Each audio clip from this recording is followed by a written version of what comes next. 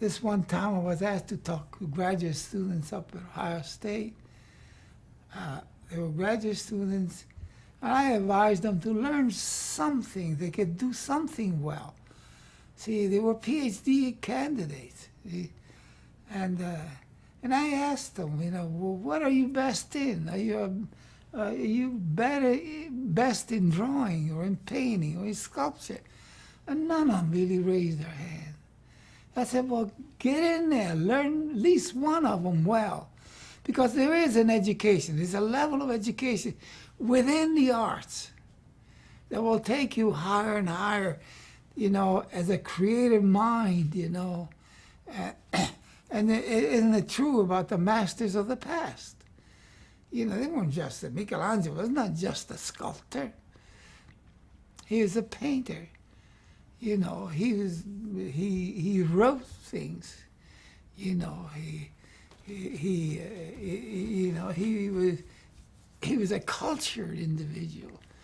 You know, so were so many of the great artists of our time. You know, there's a cultural slippage. See, if you learn something well, you know, just the musicians. You know, you hear some of these musicians sometimes. I know. I mentioned the last time I mentioned the great cellist, the Spanish cellist. You know, he was teaching a graduate class, teaching them tonality. I said quality. The kids would ask him, "What is quality?" You know, he said, "Open your ears. This is it." And he played one tone. It was so beautiful, you know, just one tone. That's what he was trying to impress them with. See, I mean, that's trying to tell these PhD candidates. I mean, you can learn so much out of one major, you know.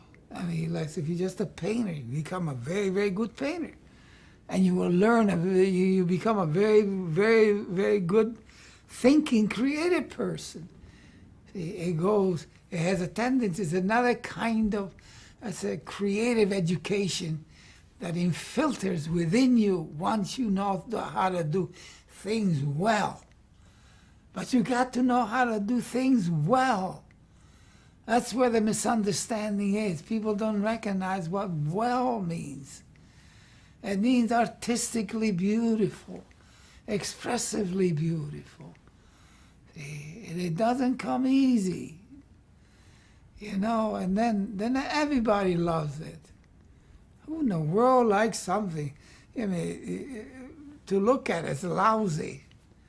You know, sometimes you go to some of these restaurants, they got paintings up.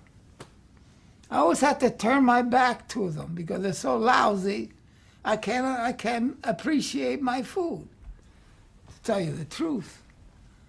If you see a beautiful thing, you know, even a steak tastes better. See.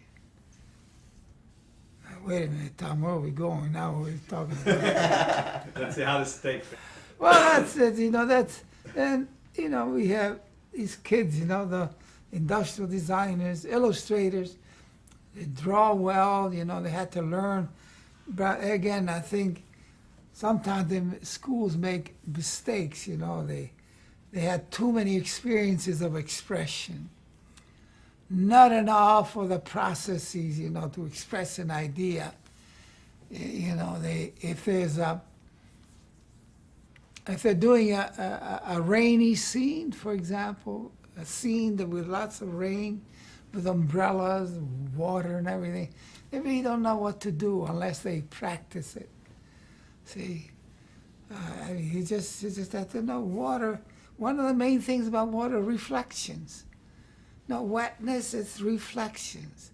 That's what water does. See, but so many of them, so many lousy illustrators, you know what they'll do? They'll do the figures like there's, you know, bright sunlight. Then they'll throw streaks of water on it, streaks. It's just dumb. You know, that's just a lack of knowledge, a lack of thing. They're faking. See? They don't know how to do it, so they have a tendency of faking. See? So they had to experience those things. And, and in fine arts, so many times the people used to say, we put in glass blowing. And they used to come to me, they used to say, hey, well, you're wasting an awful lot of gas. It takes a lot of gas, to blow the gas down there. The expense is heavy. And I said, I was in charge. I said, I don't give a damn. I said, that's necessary. He said, but you only have 4 or 5 students in it. Again, I don't give a damn. But this is there for other kids to see. It's a highlight. You got to have it in the school.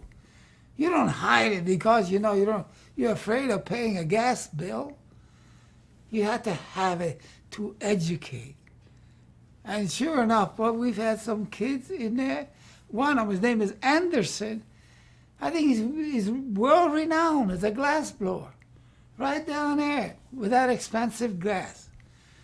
Ain't that a shame? Now, if the trustees knew that, they knew it, by the way. They weren't dumb. They knew it was spending all that money on gas. But they liked the idea. That's why they were good. See? That's why they were good. They liked the idea of seeing the quality coming out. That's the way it should be. That's the way to have a school of quality. I used to always say, they have an arts guy. You teach art? I said, yeah. I said, how can you teach art by producing such lousy work? You know what art is?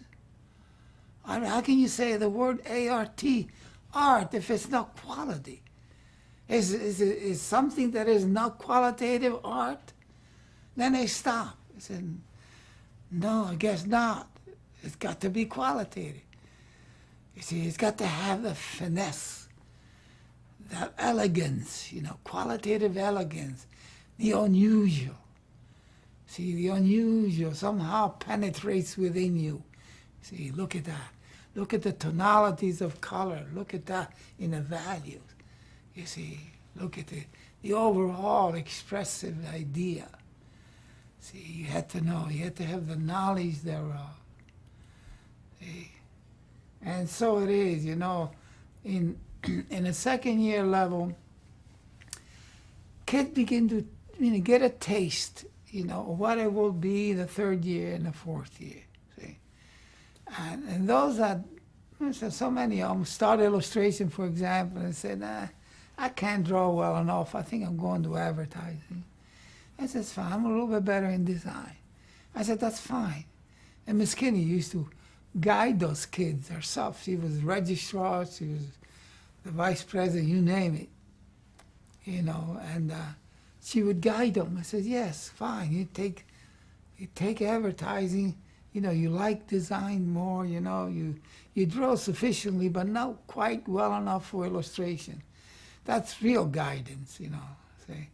That's why even guidance counselors had to know something about art, but most of all, they had to know something about quality.